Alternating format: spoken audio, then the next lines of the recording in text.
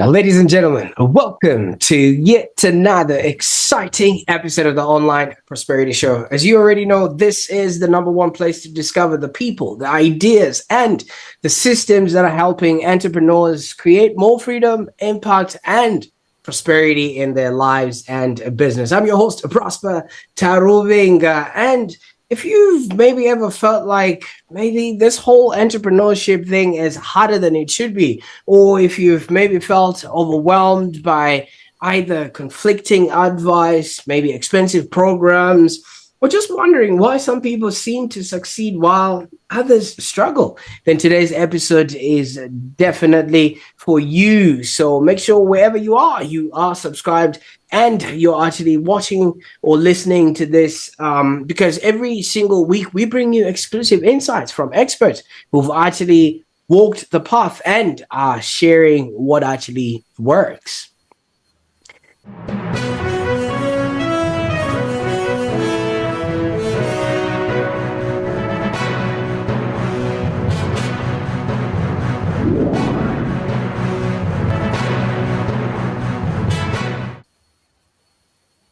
Now, as you can tell, I'm really excited about today's guest because we're joined by somebody who's not only walked the walk, but also is here to tell us exactly how one can be the author of 3 enterprise, software platforms without even knowing how to write a piece of code. And we're joined today by Brennan Williams, who is an entrepreneur, author, mentor, and development facilitator, who's literally spent decades helping business owners avoid costly mistakes and also accelerate their growth. Now, Brennan, welcome to the show, sir. Good morning, Prosper. Thank you very much for having me. I'm really excited too. Absolutely. Well, the pleasure is all mine, Brennan. I mean, you started off as a business journalist and you went on to building and selling companies to then conducting business turnarounds all around the world. And you've dedicated your life to understanding what actually makes entrepreneurs succeed. Some people just watch a YouTube video like this, go off and buy a laptop and already start calling themselves an entrepreneur. So that's the reason why I said you walked the walk and talked the talk. And I think the one thing that literally blew my mind about what it is that you've done is the whole fact that you can't write a single line of code, yet you've actually built 3 enterprise level apps. So I can't wait to hear how that happened and how that was actually possible back in the time. So for those that are watching right now, if you've ever told yourself that maybe I'm not technical enough or I don't have the right background, you may want to rethink that belief before this episode is over. And like I said, make sure you are subscribed. Now, Brennan, I could go on and talk about things I'm not even qualified to talk about. How does a man who says he can't write code end up building 3 enterprise apps? Right. So essentially, the answer is AI. But the basis of the apps is, and I've designed the app, and I was actually teaching myself code.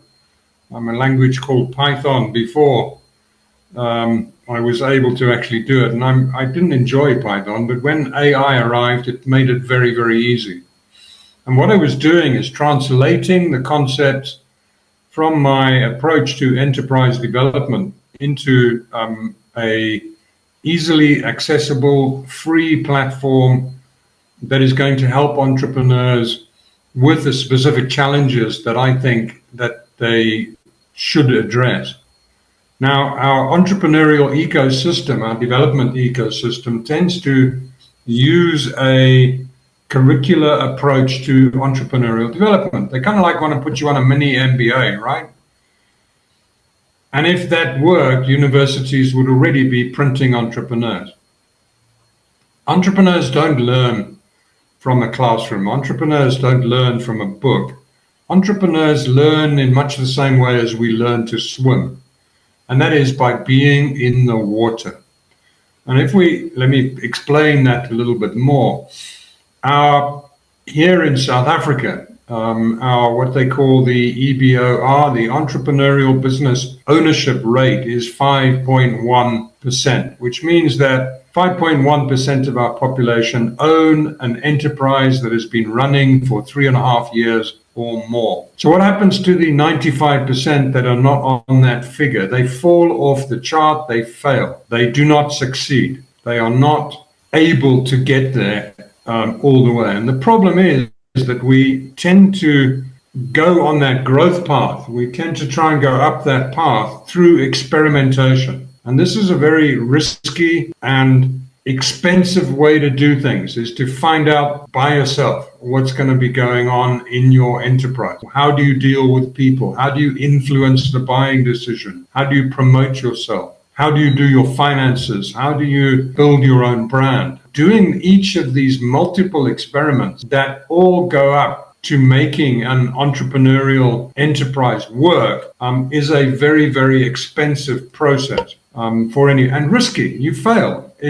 South Africa has, for example, one of the highest fears of failure rate in entrepreneurship in the world. I think we're fourth or fifth from the bottom of that chart, where almost 60% of our population are fearful of starting an enterprise, who say, I'm not starting because I'm scared. And that fear comes from a lack of knowledge of what's going to be happening right now, what's going to happen next, right? So the app aims to solve a couple of problems for both our entrepreneurs and for our entrepreneurial ecosystem support system. Number one, it's very expensive to help entrepreneurs. Mentorship costs hundreds of thousands of rands per year per person.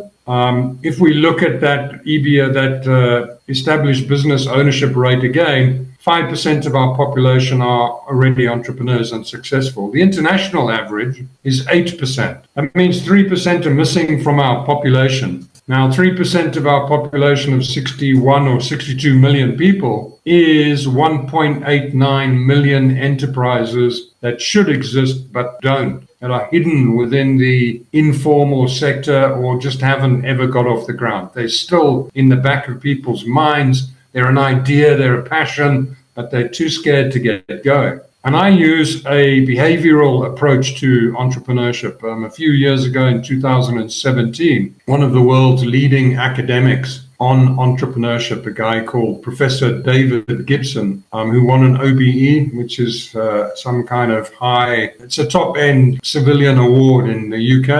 I think it's OBE, Order of the British Empire, very colonial title, right? But anyway, it's a recognition of his work in entrepreneurship, and he uses an approach which measures and kind of provides a mirror to yourself to see your own entrepreneurial enterprise skills profile. So you get an idea of what you're good at and what you're not good at, and the app translates that into a way that you can see yourself. Now, I don't believe that I should just build you an enterprise. I should give you, here's a business plan, off you go and run that. I think, and then you have to force yourself to fit into that shape, that you have to become a better marketer or a better financial manager just because the business model says so. I believe that we should look at our entrepreneurial profiles, and that is what the app measures. That is what the app shows you. You can share the link if you want somewhere in your platform, and people can use this for free. And then you design the enterprise for yourself. You design the enterprise to fit yourself. So, for example, let's talk about athletics. You do not put a shot putter or a discus thrower onto a 100 meters track. You do not put a high jumper onto,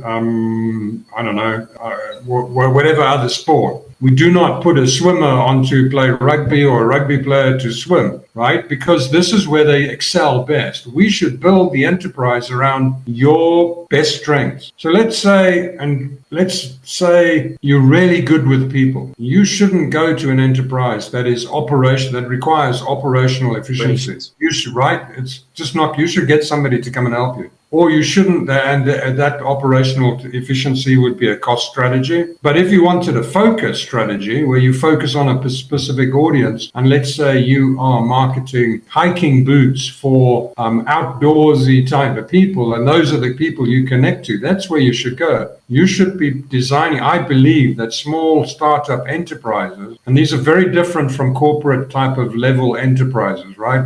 Those are management exercises. We're talking about entrepreneurship. Entrepreneurs innovate their own existence, and building the enterprise to fit you when you start is going to improve your chances of succeeding, is going to reduce the amount of experimentation you must do on your growth curve. And believe me, it's a painful one. It's going to reduce the cost. It's going to maximize your return on your investment and help you to get going as fast as possible. Absolutely.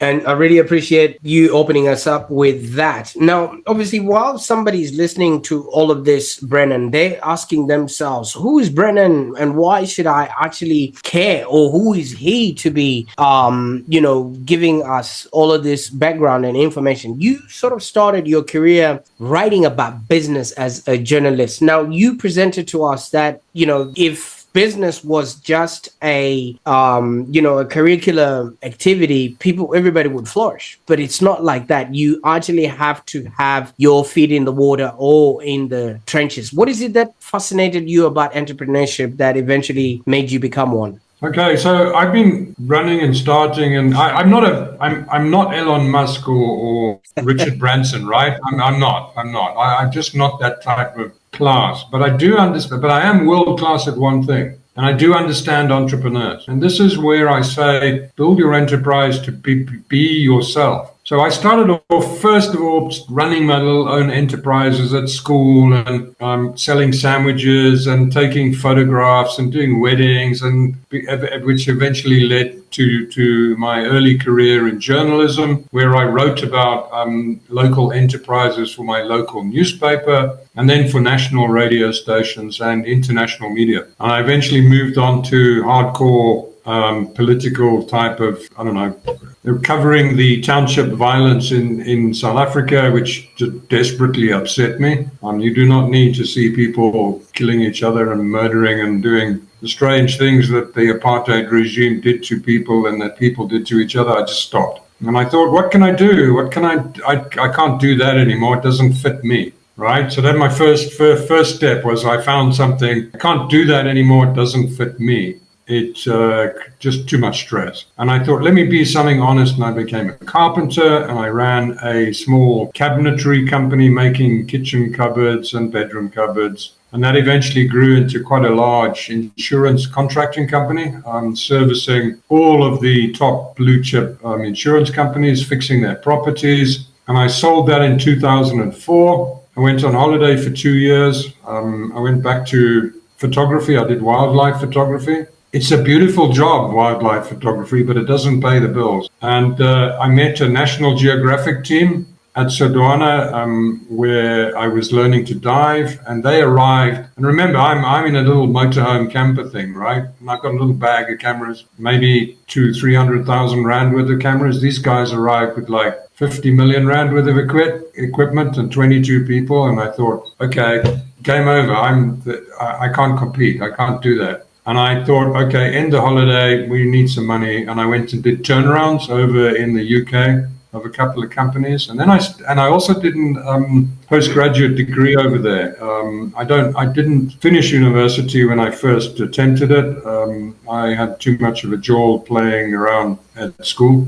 And I went back to university in the UK, did an MBA, which was good fun. And then I took my business turnaround experience and the academic experience, and I returned to South Africa and became a business mentor. I couldn't handle the cold in the UK. The weather's bad, man. It just never stops raining. And the people were just as grey. And unfortunately, but I came back to South Africa where I enjoy our culture, where I'm built into the culture. It's a part of me. I wasn't planning to stay in the UK for long anyway. But then I used my academic information, the business experience, and started to think, well, there's a mismatch between academia and what entrepreneurship offers, right? There's this that doesn't gel. You can read all the books you want or that type of thing, and it all gets you all revved up, and you're reading books from Branson or whoever else you're reading, and it's like, yeah, I'm going to be an entrepreneur. But there's a gap. There's this leap that you've got to make that is not there. And working with the entrepreneurial eco, and I work with multiple incubators. Fatola, the one I work for a lot, is, and probably the best one on the continent, won a international award of being the best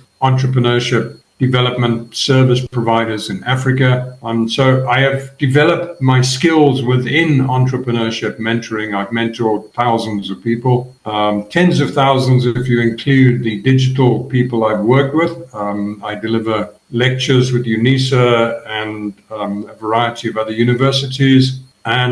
But this disconnect between what we were doing in the entrepreneurial ecosystem and the results on the ground were starting to irritate me. They started to worry me. Looking at South Africa's economy going downhill and thinking and watching our people and systems spending tens of millions, if not billions, on entrepreneurial development and seeing no result, no exciting result. They're getting like mediocre performance from that. And I'm thinking, what are we doing wrong? What are we doing wrong? And then I realized that those 1.89, that missing 3%, that 1.82 million, let's call it the 2 million missing entrepreneurs in our country, who would, by the way, and I think they measured the job creation per small enterprise at 3.5 to 3.7 jobs per enterprise. So 4 times that, so 8 million jobs could be created. That's a lot, right? That ends unemployment in South Africa. Definitely. Practically, right? And I'm thinking, how can we get there? And the challenges are that the ecosystem is using this curricular approach. Number one, all the people can't get to class. You can't, if you're in Nongoma, in KwaZulu-Natal, or out in a rural area, you cannot get to that incubator. You cannot get to that in-person incubator. It's impossible. It's expensive. You can't travel up and down. You can't take time off. You can't leave your family. And number two, so it's very difficult for you to connect. I think 60 or 70% of our incubators are based in one suburb of Johannesburg, Sandton. They're based there. Right. Why? We've got a population of 63 million spread across the land, and we're all clumped into essentially 2 corridors, Johannesburg or Gauteng, and then Cape Town. That's it. That's where all the big operators work. That's where they function. That's where they spend the money, which is sad because the nation is left out, right? So the reach is not good, right? Our geographical ability to touch everywhere isn't there. Secondly, it's bloody expensive to do that. It's 100,000 Rand, a mentor, an office, a computer place, a business center, etc., etc. This is pretty, and I'm not saying that the ecosystem is doing wrong. I'm saying that we're doing our best, but it's not scalable. So it's very expensive. And thirdly, we try that curricular approach with the entrepreneurs, which doesn't work, right? Yeah. And essentially, my idea is that entrepreneurs innovate their own existence. You create yourself. And if we don't involve the entrepreneurs in the creation of themselves, we're not going to reach that 8% or higher ever, because we're only going to get, and weirdly, our existing business incubators kind of cheat. Let me tell you how they cheat. Because remember, they're getting paid for this BEE system. They get points on it, they can score, and everybody takes the easy route, right? And the easy route is to recruit, and you've got to show some kind of result to get the points. Of what you, yeah. The people that actually, it's pretty weird, right? But our system actually cheats by recruiting and recycling already successful people, or recruiting people with the highest potential and only applying their stuff to those people. So they're kind of like preaching to the converted already. And I think that there's a morality question around that. I think everybody should get a chance, not only the guys who are already, like, some people are just going to wake up and go, I'm going to start a business, and they're going to go, right? You know those guys, you've seen them at school. But that's the 1%. They're going to go, those are the Bransons, and those are the kind of, black like me type of guys who are going to get out there and get going. They're just going to rock it. They're going to just be. They just are, right? Why? Because it's built into their body. It's built into their mind. It's built into their competency set, and they just are like that. And when we can understand what that is, what that profile is of ourselves, then we know, like, okay, this is where I fit. I know that I am never ever going to launch Virgin Airways or a Skylink or whatever it is. I'm not going to do that. But I can do a certain part. I mean, if we look at an ecosystem, a natural ecosystem, there are small animals and there are big animals. Yep. I'm quite happy to be find your fit in there. And what for me is, the app is designed to help individuals eliminate or reduce the amount of risk that they have to take in order to get to be the size of animal that they should be. Once you understand entrepreneurship, right? When you understand the entrepreneurial process and you can repeat it, then you can go off by yourself. And it is that first step of self-awareness that I aim to meet with what I do at the moment. Absolutely. And thank you so much for walking us through that, because it really highlights, the reason why what you do really matters at the moment. Now, looking at your track record, obviously you've mentioned having had a stint in the UK. I concur with you. The weather's not the best over there, especially if you're used to, consistent weather and it's nice and sunny every single day. And if it's always rainy, it just doesn't give that, perception. But you meant what I like about that is you played in a different market than the one that is native to you, which obviously is a UK market.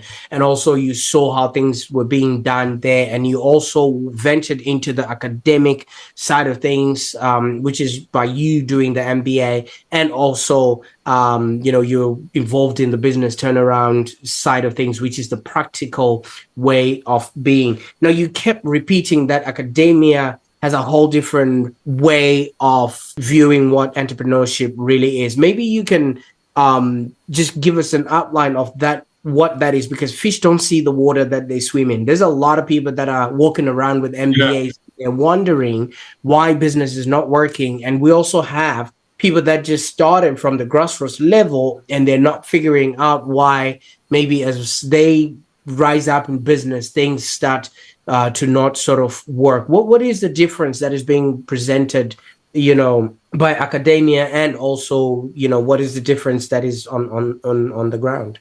Okay, so I'm not saying that academic study is not useful. Things like, I did this whole intensive long course and there was loads of material, but I found about 5% of it to be very, very relevant to entrepreneurs. And these were things like strategic choices, basically Michael Porter's generic strategies of cost, focus, or differentiation, marketing tools. Some of that was pretty good. And it depends on what your fit is, right? But academia, I thought, provided me. Now, don't forget, I'd run a successful business with dozens of people, loads and loads of contractors, millions in rands, millions in turnover, and sold it before I went to the UK. So I already kind of like did business, and then turning it back and kind of like going, okay, that's why that experiment worked. Don't forget, I struggled to make that business. I slept on the floor, couldn't afford a mattress while that business was growing in the beginning. Wow. Couldn't afford rent, couldn't keep the lights on, went hungry a few times. And that experimentation stays with you. And I remember vividly kind of like thinking, I don't have petrol, but I've got an order from my customers. I've managed to sell something. And you've got, and the academic side of things gave a kind of like a certain understanding, a different framework to view what I had already done in entrepreneurship and what I'd already done, for example, in turning around companies or divisions of companies that were failing. And the turnarounds I did were where they were failing. And like I could go and look at that and go, okay, I've been here before. You know what I mean? I've done this struggle. I've already done that. And to be able to take that entrepreneurial experience of struggle, you're not selling enough, you're not connecting to your customers. The one company, for example, literally did not keep a list of their customers, and they didn't maintain contact with their customers, yet their customers were where all the money was, where the repeat work was, where I couldn't believe that they had these huge files full of the phones and numbers, and they just didn't. They were like, it's really weird. The UK, everybody seems to think the market is saturated, and the same in the US. I don't know about Australia. I haven't been there, but it's the general trend is people think the market is saturated. It's not. There's a space, and why is there a space? It's because the space that is not occupied is the one that is absolutely suited to your size. Your fit is so different. You, the entrepreneur, are the differentiating factor that's going to make your business shine, right? Your skill, the thing that you do well. So, for example, Prosper, you are an amazing communicator and you organize in a certain way. These skills are the type of thing that makes your enterprise work, makes your enterprise different, makes your enterprise attractive, and influences the buying decision. And let's ask you a question. What is strategy about? What is strategy? Well, if you're looking at the way that we operate, strategy really means making sure that I've got the right systems, processes, tools, people in place in order for us to stay in business. And that literally is the strategy of, how we sort of okay. operate. So there's I read once, and I can't remember who it was, and the guy said, strategy is about one thing only, and it is about influencing the buying decision. All right? And everything you do must influence the buying decision, and if it doesn't, drop it or change it. Now, that's really interesting. So the way you answer the telephone, the way you present, the way your email works, does the way you introduce yourself, does the way you shake hands, does the way you handle complaints, do they influence the buying decision of people? I had people come back to me, for example, screaming and shouting, why have you only got, why are there no qualified artisans on my work site? And I'm thinking, but I trained them. Yeah, but they've got no qualifications. And I'm thinking, I trained them. They've been working here for 8 years. They've been doing whatever. And because I sat and listened to the lady, and I was saying, just give them a chance. I'll tell you what, if it doesn't work, I'll do anything you want. I'll pay for somebody else to do it. And she went, blah, blah, blah, blah, blah, and she carried on. She went mad. Like,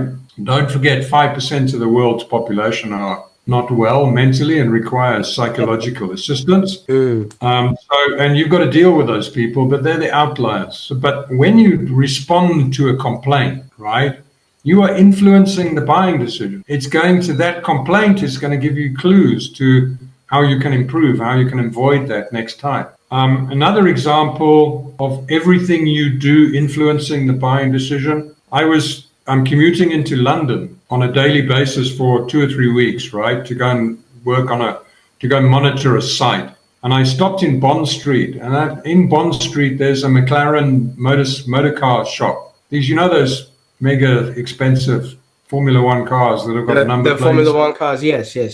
Yeah, they also make sports. They also make saloon cars. They make like a McLaren F1 Formula. They make a race. They make things that look like Ferraris but are faster and better. Street legal, the ones that are legal. Street legal, 8 million rand a seat type of vehicles, right? And I stopped. My bus stop was outside, and then I would wait. I would jump off there and jump on another bus and go somewhere else. And on the second day, because I was looking in the window in the morning, like, yeah, wow, check at these things. And I walk up and down looking at different angles of the car. And the second day, the salesman came outside and said to me, come, I'll show you the cars. And I thought, bro, I'm catching a bus. This is an 8 million rand vehicle. Like, I'm not your customer. He said, forget it, come. And he showed me the car. And I wondered for a long time, why did he do that? Why did he show somebody who is absolutely not going to be able to ever afford a vehicle like that? although I do like it, I mean, I probably wouldn't drive one because I couldn't afford the insurance or the tires or the petrol or even the indicators, or, I mean, I couldn't even afford to park it, or like, it's just too expensive. Why did he take me through he let me start the car, I could rev the engine, he showed me all the features, he showed me everything. He took me on a tour of that vehicle inside the showroom, and then a few seconds before my bus arrived, he said to me, "Thank you very much. I hope you enjoyed McLaren. Please come again. We'll have a look at that." And I wondered, why did he do that? Why do you reckon he did that? And a lot of people, when I think you were the product there. Okay. Because if he can show that car to somebody who is not going to be able to buy, he's getting practice runs on how he can best sell that product in such a way that when the real person shows up, guess what happens? That person will actually, he now has a process. And there's also another thing. There's also another thing that just happened right now, Brennan. You have become an advocate for this product, whether you're going to be a purchaser or not, because you talking about it on a platform like this, they are getting advertising space that they did not even pay for. Absolutely. Most people say, because maybe one day you'll be rich and he can sell you a car. And they're very wrong. He is influencing the buying decision by improving his ability to present the vehicle to somebody else, to an Arab oil sheikh, or to when Elon Musk walks in the door. And Elon has driven and actually bought McLarens. It was his first sports car. It was a McLaren F1. Yeah, the one that he wrecked. He actually So if you can afford those type of toys, right? Yeah, the interesting thing about this is, I really want to touch up on this, Brennan, because so many people, when people come through their website or people come through even a podcast like this, they'll be like, but this person doesn't quite have what I'm looking for. And I think it's ask not what the person will give you, but ask what this is actually going to present for you. Because when somebody comes in and they are already sold, the conversation is a little bit shorter. But when you actually know this person is not going to buy, but you're going to try and convince him to buy, that's when you actually utilize your skill set. And I think that is a point that a lot of people really need to grasp from this particular story, because so many people, when they're already sold, it's a matter of, where do I sign? And you haven't practiced the muscle that actually helps you handle all the objections that are required in order for you to actually make the sale whenever, a neutral person walks by. So thank you so much for that, because I think a lot of people... Yeah, it's really cool, isn't it? Yeah. I wish I could remember who said it. And practicing that muscle, as you put it, and I think that's a really good description, Prosper, is that really illustrates the everything you do must influence the buying decision, and if it doesn't, drop it or change it. So he was sitting at his desk waiting for a customer, and he thought, there's a customer standing outside. You know what I mean? He took action, and he's done a change in his life to go and influence the buy. He's made 10 minutes of his life more influential to the buying decision in a simple, small action. Now, and what I think we can look for more opportunities around that. They're all around you, right? What I like about that is, I've got a lot of books behind me for those that are watching. You never find things like this in a marketing textbook, and neither would you be able to, had that person been taught or just trained to sell, they wouldn't have thought about doing that. But what you have presented now is the importance of having a role model, or fundamentally having somewhat of a mentor to make this concept come to life. Now, you also had a mentor, Brennan, that got you to fundamentally change your approach to entrepreneurship. Let's talk a little bit about, how that sort of came about. I think you briefly mentioned David Gibson. Yeah, David. Oh, yeah, yes. David Gibson. Here I am doing entrepreneurial development using the curricular approach, right? So I've got an MBA. Yeah. Big deal. And then David came and asked me to be one of 100 country founder members for the Global Enterprise Academy, which promotes the use of his E-Factor approach, which is 8 entrepreneurial competencies. and you can get them in the app. Let me tell you what they are. I'm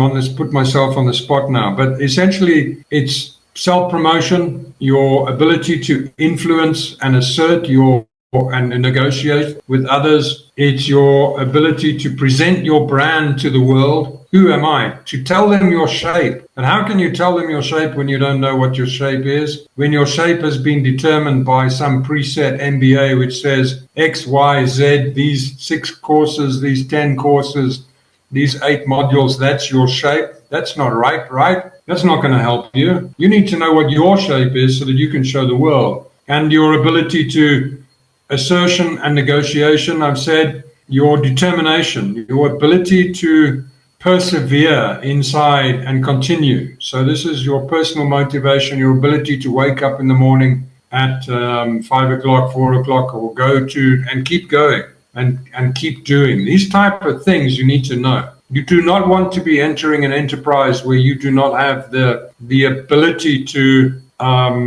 influence and negotiate. You want to automate that or where it's needed, right? You do not want to. So, for example, you would not want to enter into the stock exchange if your assertion and negotiation skills were down. But you would want to do, maybe if you were creative, your creativity and innovation, you might want to start a bakery, creating amazing cuisine or breads and I don't know, whatever, cupcakes.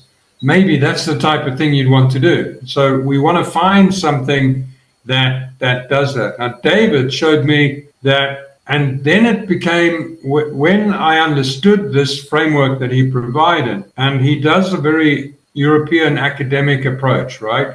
It's pretty hardcore. He's not the only one who's got an entrepreneurial competencies framework. There's another one designed by the European Union called Eurocomp, which is the European competencies, but it's much more complex. It's 15 competencies.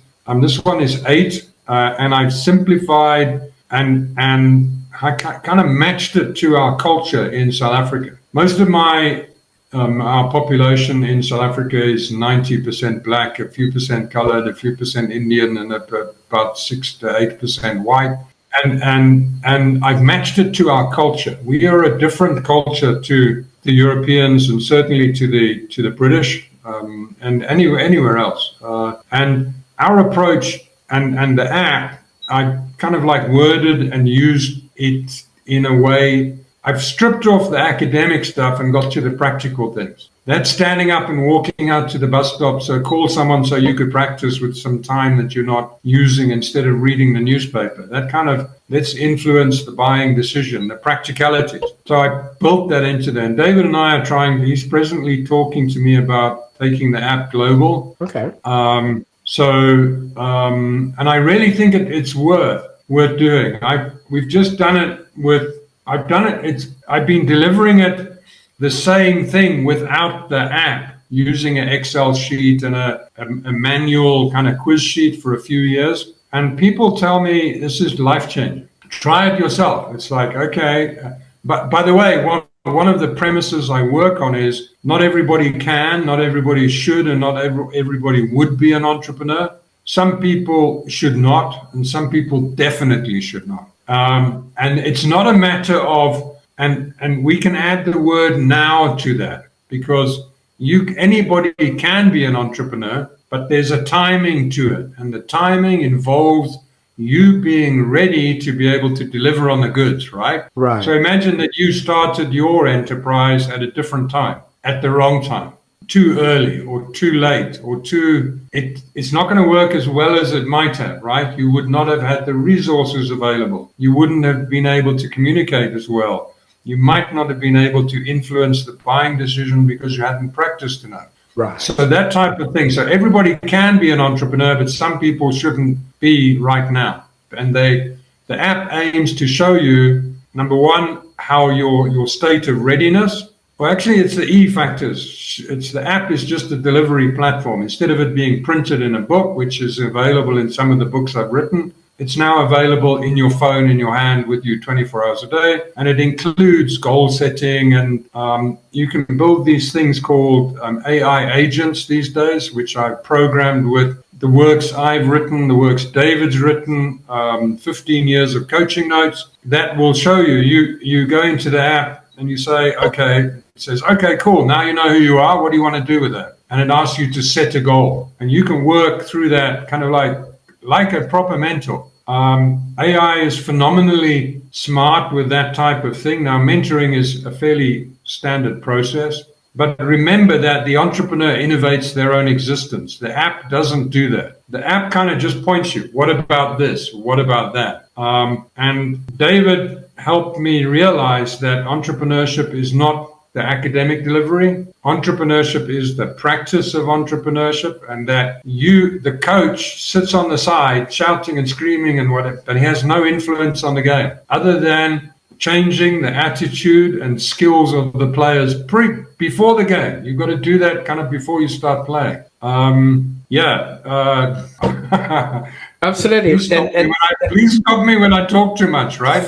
Brennan, I'm enjoying it. But you see, what's really interesting about all of this is I think you're now solving a problem that so many people have. You were giving us stats of, 5.5% only make it post the 3-year mark, and it is evident that people are coming from different schools of thought, the academic and maybe the actual practical, that is not also rooted in the academic side of things, in order to balance it all off. And what you have discovered is, if there is a mentor in between, that will actually make life a whole lot easier for people to understand. Yes, you need this practicality. Yes, you need this to feel your way through, because most of it is all about feeling, right? Like you said, you need to figure out your way in this whole sort of concept. So there's simply too many entrepreneurs and not too many quality mentors, because no one has the time to go out and learn all the mistakes that you have learned. And now you're just doing it at scale with the app. So if somebody's looking at this, where can they go to on the internet to maybe find out more information about maybe how to get started, or just to familiarize themselves with the level of assistance or help they might be able to get from you, Brennan? Okay, so they could look me up on Facebook. My profile's open to the public, or on LinkedIn. I don't do, one of my weaknesses is brand building. It's very interesting, the stuff you do with brand building. But it was very hard to find you. I know you're going to sell to me, but the point is that it's not something I do that actually even really interests me. And I've got international media experience. I can do it. I could write. But it's not a thing that blows my hair back. I would rather talk to an entrepreneur and say to him, listen, how can I help you? So that's what I do, right? And the other things, so if anybody wants, they can go to my LinkedIn page. I'll share the links with you. They can perhaps find them in, the text that accompanies this video, and or my Facebook page, and the links to the E-Factor Pro app are on there. I do share them quite regularly. The app has gone through a number of iterations, mostly to do with the user interface, not to do with the structure of the way it delivers. And we've had the responses from people who are already running businesses saying to me, this changes how I operate. I know why I was struggling. I have been messing up trying to make this happen when I should have been going this route, which would be much easier, which would use my skills in a different way. And they are changing their enterprises to fit themselves. And I'm getting this type of response from, I run courses with UNISA. UNISA is Africa's biggest university.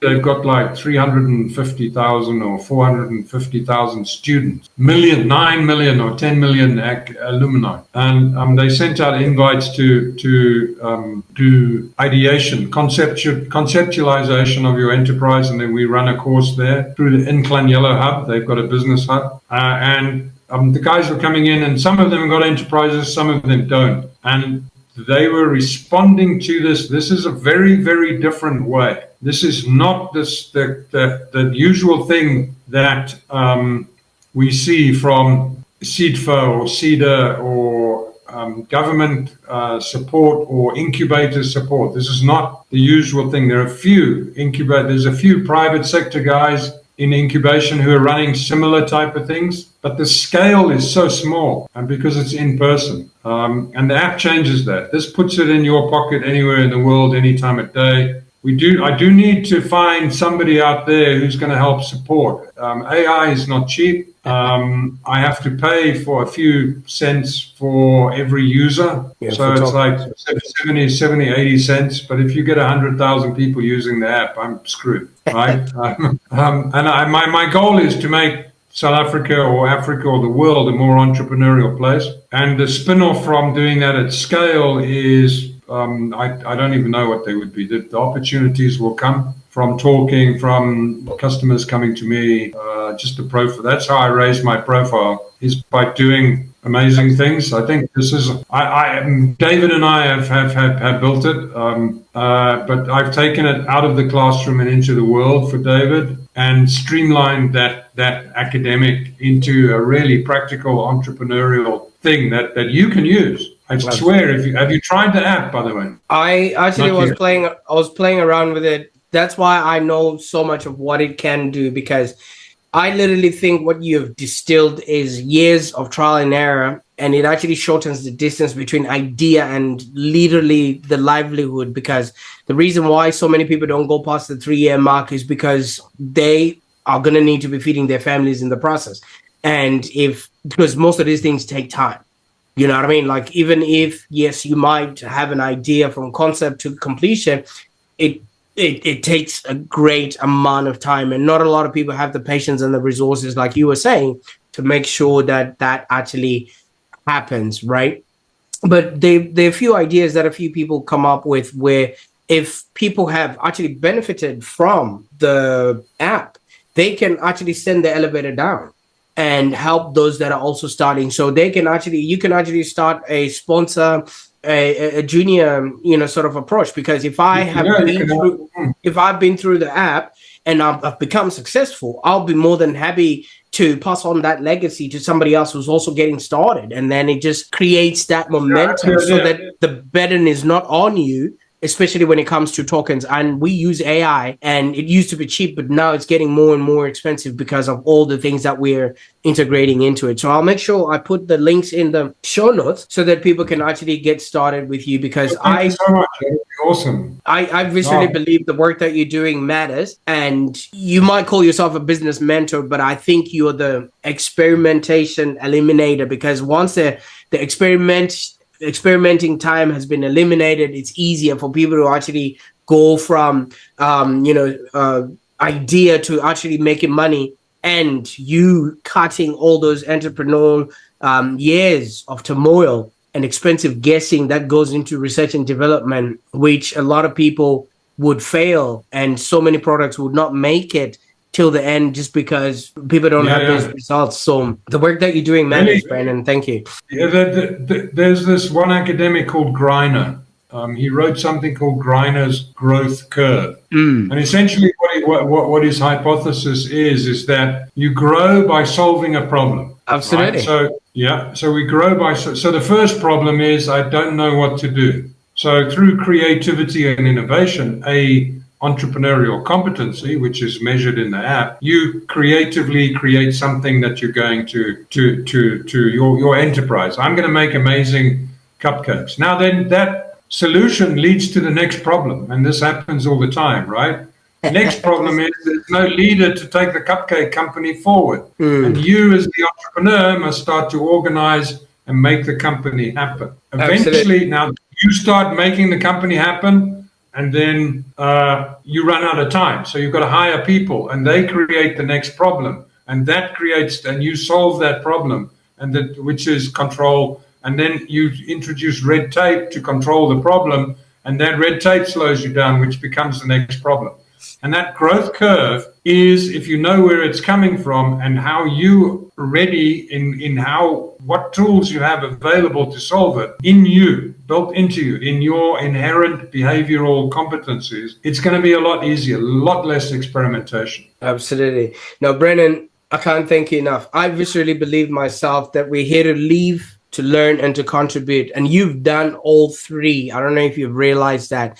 You know, what's fascinating about your story is you started as somebody who was just reporting on business, and then you became the person who builds businesses, and now you become the person who's sending the elevator down, contributing to help other people build their own business. It's as if every chapter of your life was preparing you for this role.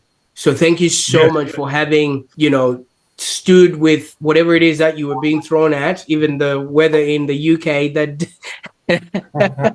that could have snowed you under, but you kept going, and now all these other people can actually do and have a business that's profitable and enjoyable due to you. But it will be remiss for me to not ask, like you mentioned, you know, this is something that has become a lifelong journey for you and work that seemingly you've been called for. When your work is finished, say decades from now, what do you hope entrepreneurs will say Brennan Williams has helped them discover about themselves? I hope that people will recognize me for helping them to recognize themselves. And when you recognize yourself and you can understand yourself, one can see the full potential within that gift that you've been given by God. That everybody can, I don't know, see their divine potential, and that I've helped them to be able to understand that clearly. That would be something.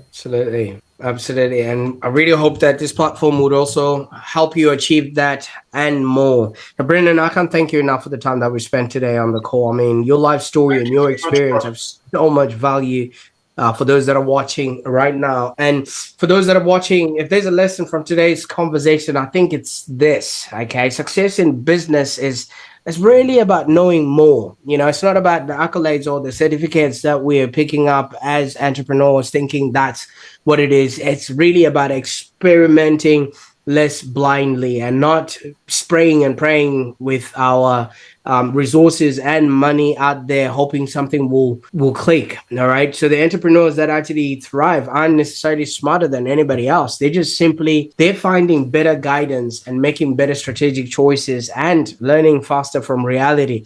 And most of them are calling people from the street so they can experiment on, like that McLaren salesperson that Brennan has, give us an example of. You know, he had no reason experimenting with Brennan, but look at where, you know, it has taken him. Maybe he actually managed to sell one of those expensive cars to somebody because now he knows the objections that can come from somebody who was not going to buy anyway. So check the links in the show notes below and connect with Brennan Williams, and also explore what he's doing at the Global Enterprise Academy. And I also encourage entrepreneurs that are in the first world, if you think what you have achieved can be of benefit to other people, connect with Brennan, see how you can partner with him to also help others that are on the way up. And I think it's not Brennan's duty alone to elevate these people. It is a call to arms for each and every one of us, because